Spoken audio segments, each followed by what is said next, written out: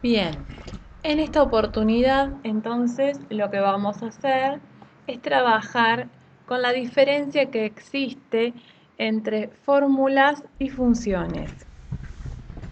Básicamente consiste en esto. La fórmula y la función son muy similares y las dos permiten calcular algo. La diferencia que radica entre una fórmula y una función es que la función es algo que Excel ya determinó como si fuera un cálculo predeterminado. Es una especie de, para que todos entiendan, a ciertos cálculos que las personas suelen hacer de manera cotidiana o repetitiva, las nombró de alguna manera y indicó en este caso cuáles son los valores que considera como datos para poder llevar adelante ese cálculo. A eso le llamamos función. Y si nosotros quisiéramos, podemos insertar una función y acá tenemos distintas opciones de función. Función suma, promedio, contar, max, mínimo. Son las más usadas dentro de las que yo estuve usando. Pero si vamos a todas, tenemos una variedad bastante interesante, ¿sí? Que están divididas por distintas categorías. Financieras, para hacer cálculos con fechas y horas, de matemáticas y trigonométricas, de estadística, de búsqueda y referencia, de base de datos, de textos, de lógicas, de información, de ingeniería. También tenemos de compatibilidad, ¿sí?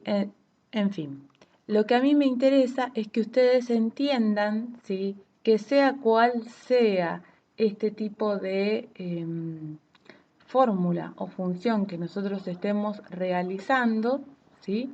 Siempre en realidad estamos haciendo una operación, un cálculo, ¿sí? En este caso, a la gente que suma, suma y suma valores, le denominó suma, y entre paréntesis los números que uno va a sumar, ¿sí? Bien, lo voy a cancelar porque me interesa que antes de ver una función entendamos el concepto de fórmula. Fórmula es algo que Excel va a tener que calcular dentro de una celda. Para que Excel sepa que voy a hacer una fórmula o una función, básicamente para que entienda que estoy calculando algo, por defecto siempre tengo que colocar el signo igual. Bien, el signo igual me abre la indicación en Excel y en cualquier libro de cálculos, ¿sí? En planilla de cálculos, que yo voy a ejecutar un cálculo. En esta oportunidad, el índice de masa corporal, según lo dice la Organización Mundial de la Salud, dice que es nuestro peso, ¿sí? Dividido nuestra altura elevada al cuadrado. Bien, para hacerlo más simple, pensemos qué significa la altura elevada al cuadrado. O sea, por ejemplo, 1,9 o 1,90 elevado al cuadrado. O sea que estoy multiplicando 2 veces el mismo número. ¿Sí? Lo voy a hacer de esta manera para que ustedes reconozcan. eh, Ahí está. Para que ustedes reconozcan algunos caracteres que corresponden a los operadores matemáticos simples. La barra se denomina división. El asterisco es la multiplicación y después tenemos la suma y la resta.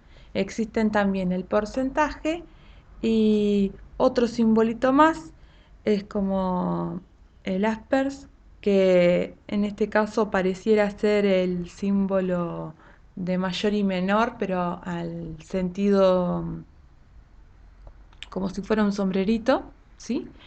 Ese es para elevar a la potencia, ¿sí? Que en este momento no lo vamos a usar porque considero que no es necesario, ¿sí? Pero bueno, sepan que existe y para eso se usa.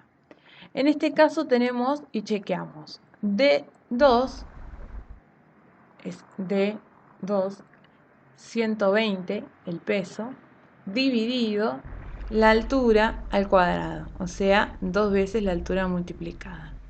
Voy a dar Enter, ¿sí? Y fíjense que no coloqué los datos de cada una de las celdas, sino el nombre que contiene ese dato. O sea, el nombre de la celda que contiene ese dato. Y ahora vamos a ver por qué. Bien.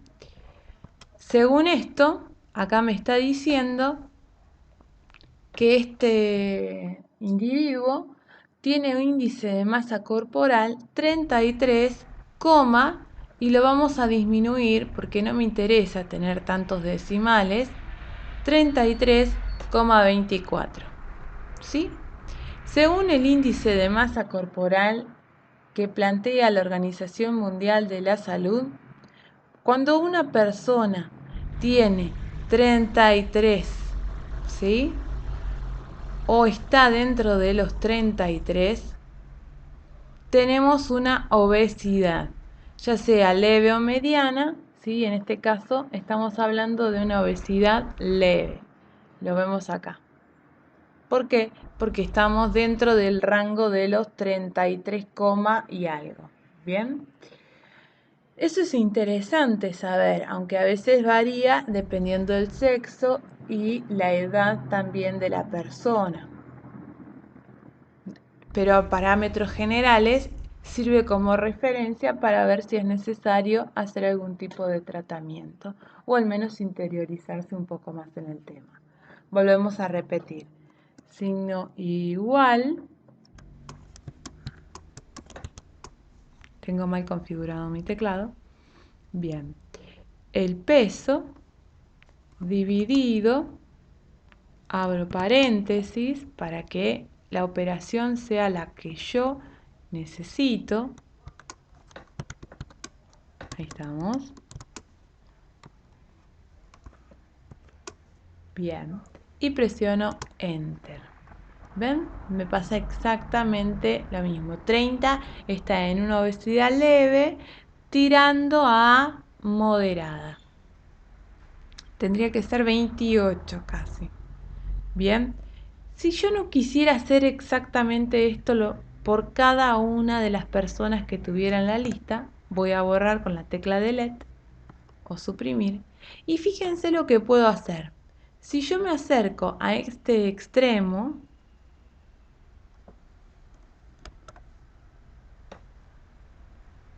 podemos observar que debajo del número, la línea que remarca la celda tiene un cuadradito.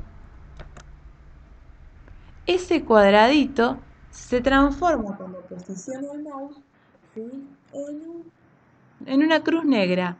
Eso se llama rellenado.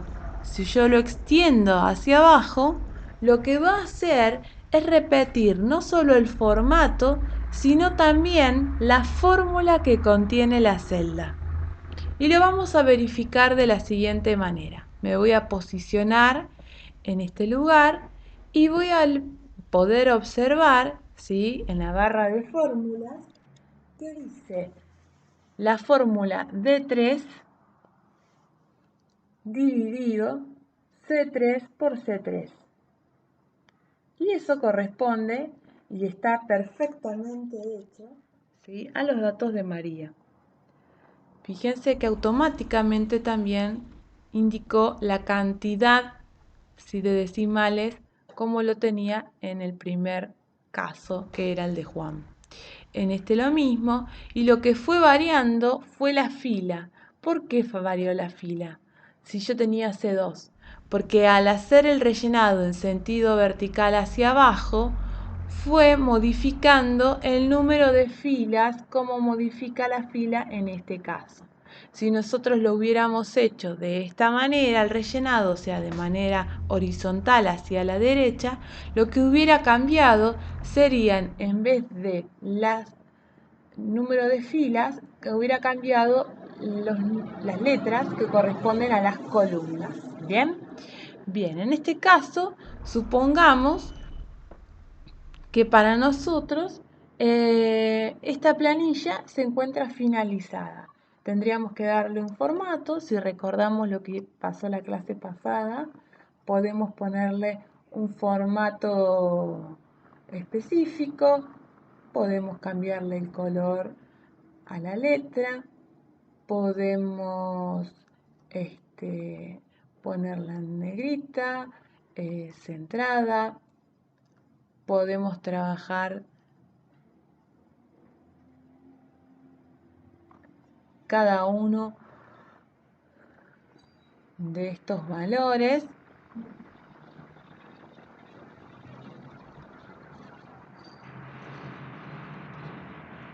y de esta manera podríamos también indicar los índices de masa corporal por separado para tener en cuenta.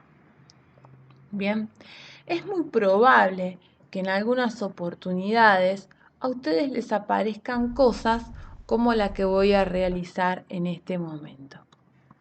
A ustedes les van a pasar cosas como estas, que ciertos valores son demasiado extensos, ¿sí?, para ser mostrados en el ancho de columna que ustedes tienen.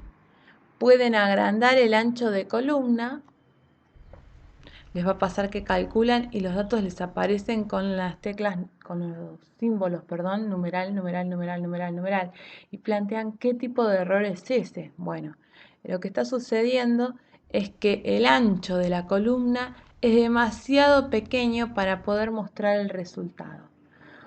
Una de las alternativas es disminuir si es que tiene muchos decimales, y otro es simplemente agrandar el ancho de la columna. Siempre me voy a posicionar en, no el encabezado de la tabla, sino de la columna, entre la que estoy con el problema y la que sigue, y ahí vamos a ver que se hace una doble flecha negra, y ahí la voy a agrandar o achicar tanto como yo lo necesite. ¿Sí? Vamos a ver que esto puede pasar en muchos sentidos. Fíjense que acá tenemos la edad y con el texto no pasa, pero con los números sí. Bien, eso es algo que suele suceder. En este caso, lo que hicimos fue trabajar con una fórmula.